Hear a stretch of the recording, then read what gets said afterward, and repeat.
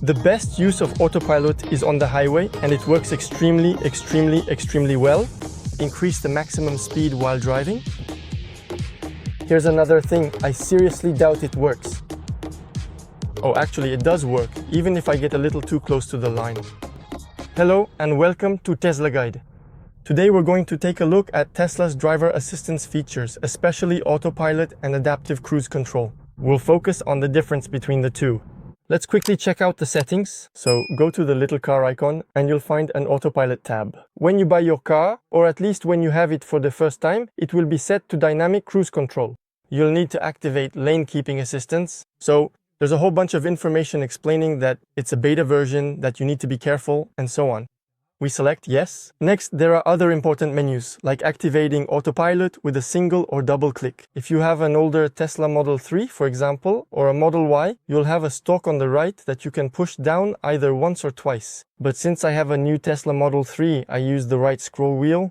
So if you press the scroll wheel once, you'll activate autopilot. This is lane keeping, so it's adaptive cruise control. It adapts to the speed of the vehicles ahead, and on top of that, it also steers the wheel for us. If you double-click, you'll need to press the scroll wheel twice or push the stalk down twice to activate autopilot. And if you only do it once, that will activate just the basic adaptive cruise control. It simply maintains the speed and adapts according to the distance of the vehicle ahead, but we are the ones who keep the car in its lane. Personally, I recommend keeping it on double-click. You'll see why later. Set speed. This is quite important. You'll see that there will be a speed limit that autopilot or cruise control will set based on the conditions. So generally, what you'll have by default is the current speed.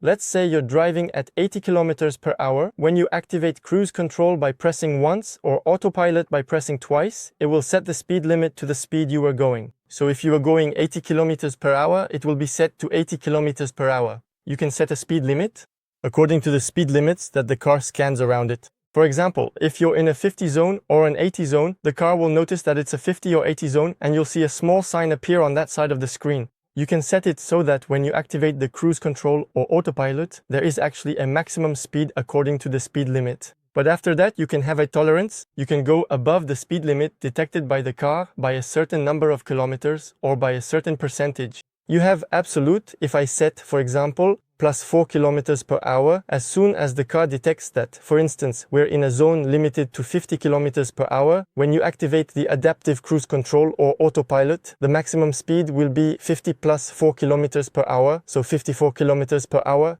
You can go, I believe, up to 10 kilometers per hour above the speed limit. Personally, I like to set it to 4 or 5 kilometers per hour, so that's absolute, meaning that no matter what speed you're going, it will be limited to 4 kilometers per hour above the limit. On the highway, for example, at 130 kilometers per hour, if you activate autopilot, it will be limited to 134 kilometers per hour. You have a relative tolerance, and here you can see that you have a percentage. It depends on the speed at which you're driving.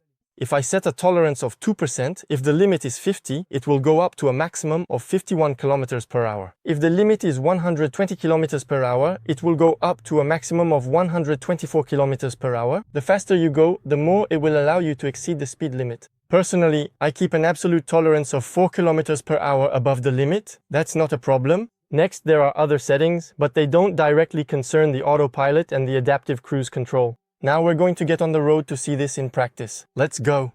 We're already on the highway, which is limited to 80, and I've put the interface on the big screen so we can take a closer look at how it works. The car uses several cameras around it to scan its surroundings, so there are no ultrasonic sensors or LiDAR. And as you can see here, we can see the cars. Here, I have the speed limit displayed below my current speed. Next to it, I have a grayed out speed. So let's start with the adaptive cruise control.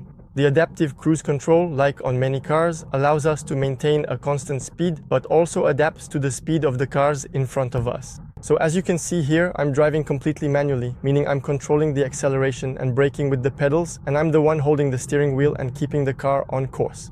Now, let's imagine I want to have automatic speed control and only focus on driving the car, that is, just keeping it on course. You activate the adaptive cruise control. How do you do that? So, on the new Teslas, you just need to press the right scroll wheel once and you'll hear a sound, which means the adaptive cruise control is activated. So here, what the car is doing is maintaining the speed according to the vehicles around it, up to a certain limit. You can adjust it, as you saw earlier in the autopilot settings. If my maximum speed is set to 124 kilometers per hour, the car will not exceed that speed. As I approach the cars in front, the car will adapt to their speed. As you can see, I'm slowing down. So I can adjust the distance between the cars in front and my car, this time by turning the dial to the left or right. If I turn it to the left, you can see here that I'm increasing the distance between the car in front and our Tesla. I can set it from 2, which is the closest, up to 7, which is the farthest. So here on the highway, a good distance can be between 3 and 5, but after that, it depends on your preferences and your driving habits. Next, I can change the maximum speed I allow my Tesla to go. It's still with the right scroll wheel and I scroll it upwards. I click it up or down, one step at a time. You see, I'm changing my maximum speed.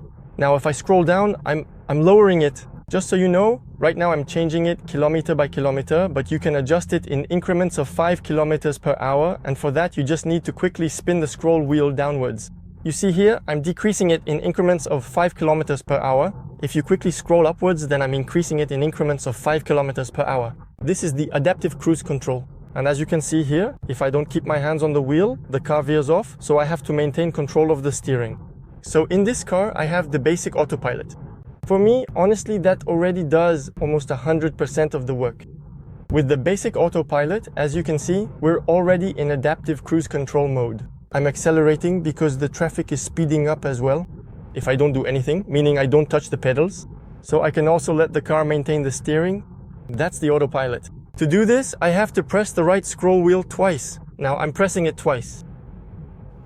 And now you hear a sound that's different from before, which indicates that we're in autopilot mode. You can also see it because the lane the car is driving in on the simulation is highlighted in blue. So here, the car is steering the wheel by itself.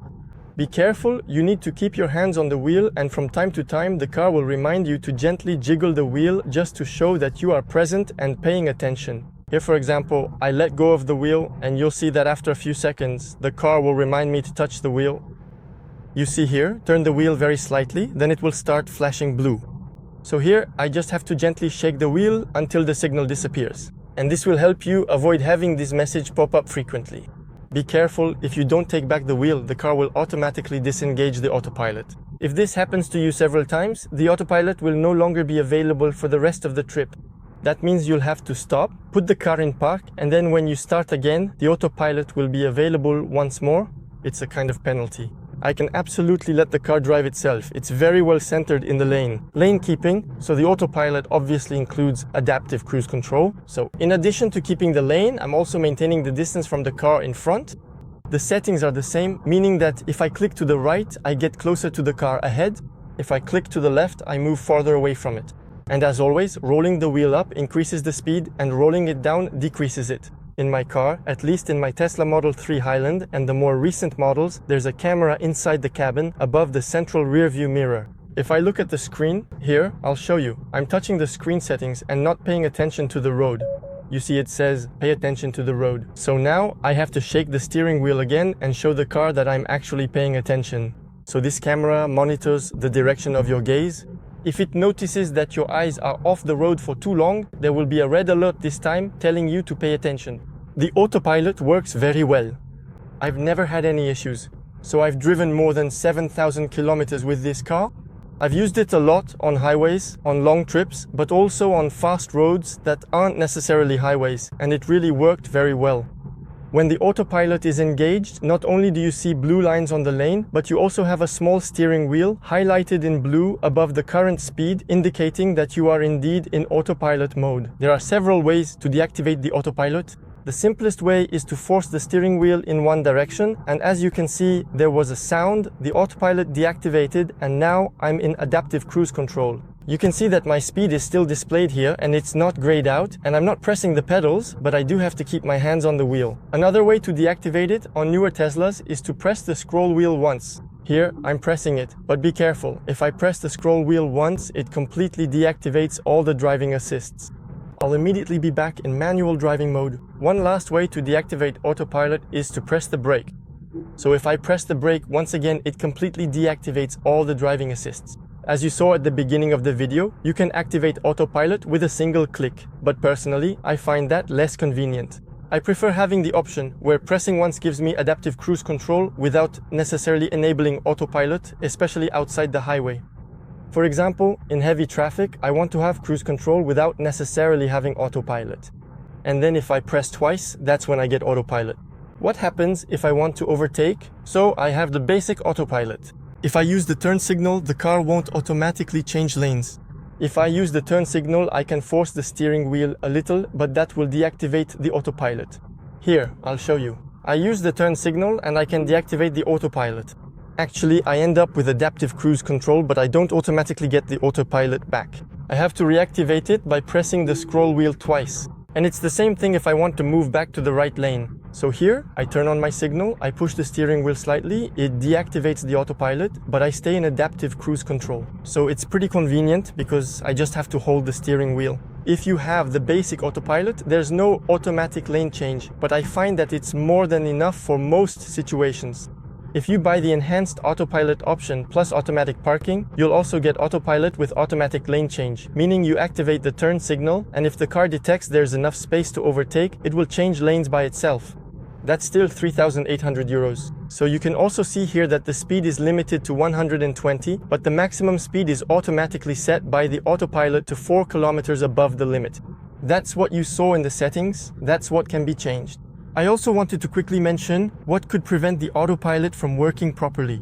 It works based on camera vision. So if there's a snowstorm or you're in a torrential downpour, in other words, if you're in extreme weather conditions, be careful. If you want to activate the autopilot, I would do so with caution. If the lines or markings are faded or even missing, again, be very careful. If there are very strong shadows on the lines or on the road, that can also cause the autopilot to malfunction because it might confuse the shadows with obstacles or something similar. If your cameras are dirty or not working, that's also something that can limit the autopilot. What can affect the autopilot are turns, very sharp turns or very winding roads. I advise against activating the autopilot in those situations because it might give you a few scares. The best use of the autopilot is on the highway, and it works extremely well there. So as you can see here, we're on regular roads, not on the highway, to show you a bit how the adaptive cruise control and autopilot functions work outside of the highway. So now I press once and I'm in adaptive cruise control mode. As you can see here, the car is accelerating on its own according to the distance from the car in front. Maybe one criticism I have is that the minimum following distance is level 2. I find that in heavy traffic, it leaves a bit too much space between the car in front and our own vehicle. You can see our current speed, and above it, I don't have the little grayed out steering wheel, which shows that autopilot is available. There needs to be a little grayed out steering wheel there, which shows that autopilot is available. So as you can see here, it's not showing up, so the car knows that we are not in very good conditions to activate autopilot. Honestly, outside of the highway, I recommend using the adaptive cruise control. Autopilot won't stop at traffic lights, etc. So it's not fully autonomous driving like you can have in the United States. Here, for example, you can clearly see the road lines, so now I can activate it. I activate my autopilot. I don't turn the steering wheel, but it follows the lines very well. With autopilot, you'll also get automatic windshield wipers and automatic high beams. Here, there's a very sharp turn, and I really doubt it will work. Oh, but it actually does. Well, it slows down a lot, but it works. Right now, I'm being very attentive because these turns are still quite tight, but it's handling them pretty well. I'm surprised. And here, as you can see, these are also somewhat dangerous conditions for the Tesla's camera vision. There are a lot of shadows from the trees. Sometimes you have to be very attentive because it can confuse the autopilot system. So, as you can see here, there are a few hesitations. It slows down quite a bit, but it still works pretty well. Here, there's a sharp turn, so always keep your hands on the wheel. It's worth noting that the autopilot will automatically slow down for sharper turns, which is pretty good. You can push the autopilot or the adaptive cruise control to a certain speed by pressing the accelerator pedal. Even if it shows me that the maximum is 70 km per hour, I'm pressing the accelerator pedal and I can override the maximum speed. When conditions aren't very good and there are a lot of sharp turns, it can happen that the autopilot limits you to 70 km per hour. In that case, you can deactivate the autopilot and then either drive manually or press once, and now I'm in adaptive cruise control, but I have to steer the wheel myself. so it works pretty well even outside the highway, but be extra careful because with sharper turns, it can quickly become dangerous. Activate the autopilot by pressing the scroll wheel twice. Here, we're also on country roads. As you can see, there are some turns here, not extremely sharp, but manageable. Even if I get a bit too close to the line, it's still totally doable. So here you can see there's quite a bit of elevation change, but the autopilot still handles it well. So honestly, it's usable even outside the highway. You see, it's fine here. There's a slight braking, but it's okay. Now, as you can see, we're approaching a car, so it should slow down as expected. There you go, so now we're slowing down. After that, there are some pretty tight turns here, but it's still usable. That's all for this tutorial on driving assistance systems. So I say to you, subscribe, like, comment, and I'll see you in the next video. Ciao!